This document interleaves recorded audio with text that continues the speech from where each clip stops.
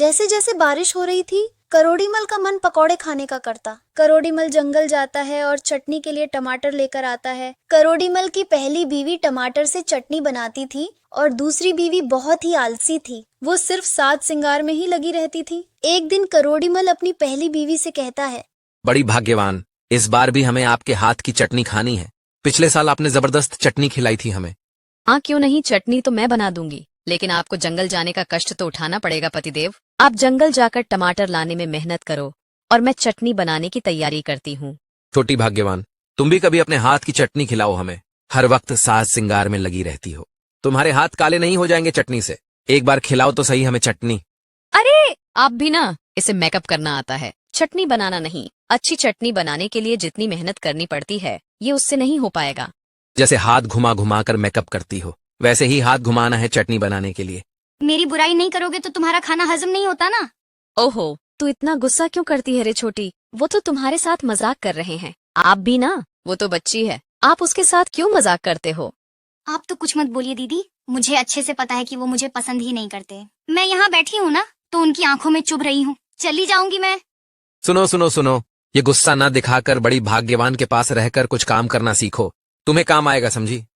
अच्छा, वो जो चटनी बनाई है ना बड़ी बहू ने, उसमें भी जहर मिला दूंगी। फिर देखते हैं तुम्हारा प्यार कहाँ जाता है। अरे करोड़ीमल, तुम्हारे घर की तरफ ही जा रहा था मैं। बोलिए, क्या काम था?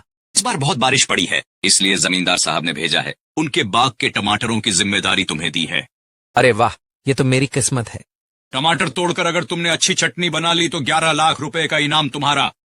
ठीक है, आप जमींदार साहब को बोल दीजिएगा कि मैं बाजार से ज्यादा अच्छी चटनी बनाकर दूंगा। चटनी अच्छी होने पर 11 लाख इनाम में मिलेगा और नहीं हुआ तो तुम्हारी किस्मत। सुनो सुनो, बड़ी भाग्यवान, जमींदार साहब के यहाँ 100 पेड़ हैं और इतने पेड़ों के टमाटर और उसके ऊपर इनाम 11 लाख। अगर हमने अच्छे से चटनी बना ली तो हमारा भाग्य बदल जाएगा, समझी? आप तो बिल्कुल चिंता मत कीजिए। जमींदार को जो चटनी चाहिए मैं बनाकर रख दूंगी, लेकिन इतने सारे पेड़ों से टमाटर तोड़ने में आपको तो बहुत मेहनत करनी पड़ेगी ना। हाँ, वो तो ठीक है, लेकिन कमाई भी कम नहीं होगी। इतनी बातें करने की क्या जरूरत है, थोड़ी सी चटनी तो बनानी है, उसमें इतना क्या है। मेरे दिमाग में एक बात आई है।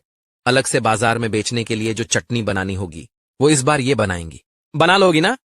थोड़ी सी चटनी तो बनानी है, बच्चों का खेल है, मेरे लिए बना लूंगी और साबित कर दूंगी मैं भी एक अच्छी पत्नी हूँ। हाँ, तो अच्छा है जब ये बोल रही है, तो आप इसे चटनी बनाना सिखा दीजिएगा। अब देखता हूँ इसके हाथ की चटनी कैसी बनती है। ठीक है ठीक है। बारिश आते ही करोड़ीमल अपने काम में लग जाता है। ये वाकई में बहुत ही मेहनत वाला काम था। पूरी रात टमाटर जमा करता है और टमाटर से भरी टोकरी घर ले जाता है। करोड़ीमल के हाथों में ऐसा जादू था कि उस पेड़ से बहुत ज्यादा टमाटर निकलते थे। करोड़ीमल ने दिन रात मेहनत करके बहुत सारे टमाटर इकट्ठा किए। छोटी, ध्यान रखना, चटनी कहीं जल ना जाए, मीठा ज्यादा ना हो जाए, वरना चटनी खाने लायक नहीं रहेगी। मुझे पता है दीदी, आप चिंता मत करो। चिंता तो मैं इसलिए करती हूँ क्योंकि इससे जो कमाई होगी उससे हमारा पूरा वंश चलेगा। यही मौका है, चूल्हे की आग बढ़ा देती हूँ। अब देखना मजा आएगा और ये काम भी जल्दी हो जाएगा। मैं तो बहुत होशियार हूँ। अरे बड़ी भाग्यवान, सुंदरी, ओ सुंदरी, जमींदार साहब के यहाँ से कुछ लोग आए थे। चटनी कब तक बन जाएगी? आज रात को टमाटर की पूरी चटनी बन जाएगी, आप चिंता मत कीजिए। जल्दी जल्दी जमींदार साहब की जिम्मेदारी पूरी कर लूं तो मुझे शांति मिलेगी। उसके बाद मैं सुंदरी की चटनी लेकर बाजार जाऊंगा बेचने, समझी? ओ, अब मुझे थोड़ा सोने दो, मैं बहुत थक गई हूँ, मुझे बहुत नींद आ रही है। हाँ ठीक है, मुझे भी आराम की जरूरत है। लेकिन मुझे ऐसा लग रहा है कि मैंने जो चटनी बनाई है वो ठीक से तैयार नहीं होगी। लेकिन अब मैं क्या करूँ? अभी जाकर देख कर आती हूँ। अभी जाती हूँ, जरा सूंघ कर देखूं तो कैसी खुशबू आ रही है। अरे इससे तो जली हुई चटनी की महक आ रही है। ओहो, ऐसा लग रहा है ये पूरी तरह से जल गई है। ओहो, ये क्या हो गया? अब फिर से वो लोग मुझे ताने मारेंगे, बातें सुनाएंगे। अब मैं क्या करूं? मुझे कुछ तो करना ही होगा। दीदी की चटनी से अपनी चटनी बदल लेती हूँ, किसी को क्या पता चलेगा। हाय, इतनी मेहनत के बाद ये चटनी, इसे तो मैं खुद नहीं खा पा रहा हूँ। इतनी जली हुई, अरे ये तो बाजार में एक भी नहीं बिकेगी। मेरी तो पूरी मेहनत में पानी फिर गया। क्या करूं मैं?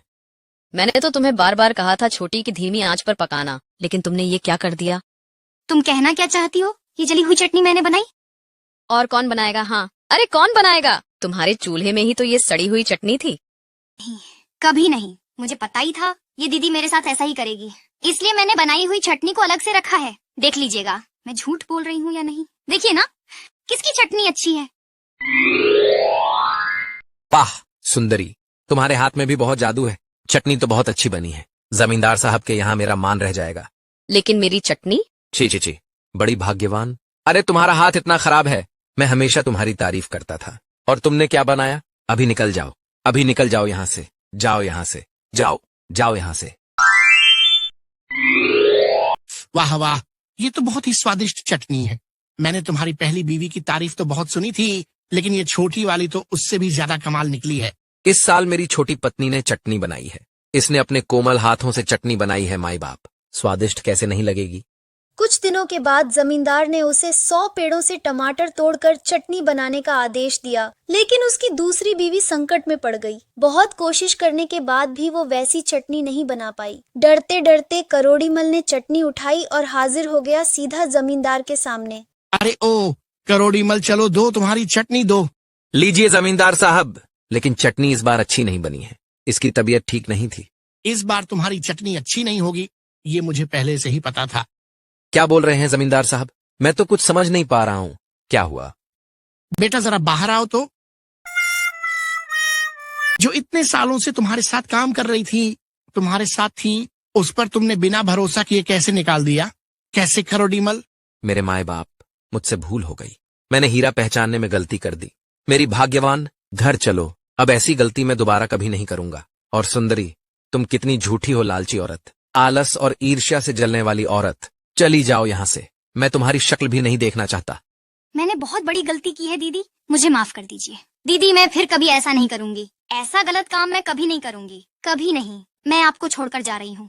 कहीं जाने की जरूरत नहीं है छोटी। तुम्हें तुम्हारी गलती का एहसास हुआ, यही बहुत बड़ी बात है। ये तुम क्या बोल रही हो? बड़ी भाग्यवान?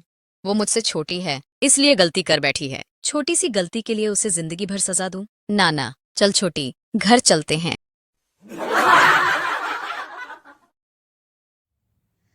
इसी तरह की रोचक और मनोरंजक कहानियाँ देखने के लिए हमारे चैनल को सब्सक्राइब कीजिए और बेल आइकन का बटन भी दबा दीजिए ताकि आने वाली हर कहानी आप तक पहुंच सके।